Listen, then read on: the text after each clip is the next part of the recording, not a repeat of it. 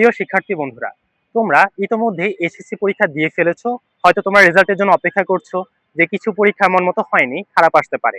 কিন্তু দেখো, দুশ্চিন্তার কোনো কারণ নেই। তোমাদের মধ্যে অনেকেই দেখা যায় কিছু পরীক্ষা খারাপ দিয়েছো মনে করে সামনের জন্য আর প্রস্তুতি নাও না, ভেঙে পড়ো।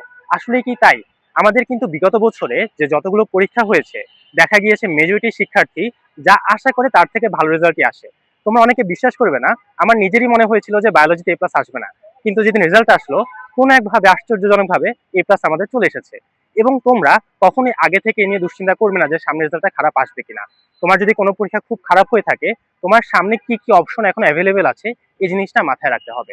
তো আমাদের প্রত্যেকেরই একটা স্বপ্ন থাকে, বুয়েট, ঢাবি, মেডিকেল। কিন্তু তোমার যদি কোনো এক কারণে পরীক্ষাটা একটু মনোমতো না হয়, অথবা তোমার যদি অলরেডি রেজাল্টটা খারাপ চলে আসে, তাহলে কি তুমি একদমই পড়ালেখা ছেড়ে দিবে?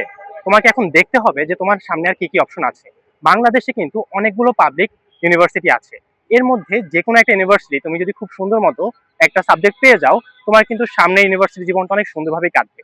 তোমাদের হাতে এখন ঢাকা বিশ্ববিদ্যালয় সহ আরো অনেকগুলো ইউনিভার্সিটি আছে, যেখানে তোমরা কম জিপিএ নিয়েও কিন্তু সুন্দর মতো ভর্তি পরীক্ষা অংশগ্রহণ করতে পারবে।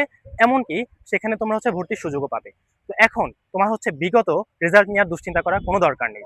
তোমার সামনে যে সময়টুকু আছে, এই সময়টাকে তুমি যদি প্রপারলি কাজে লাগাতে পারো এবং নিজে যদি এখানে সর্বোচ্চ প্রস্তুতি এনশিওর করতে পারো, তুমি অবশ্যই একটা পাবলিক ইউনিভার্সিটিতে সুন্দর একটা সিট নিয়ে রাখতে পারবে।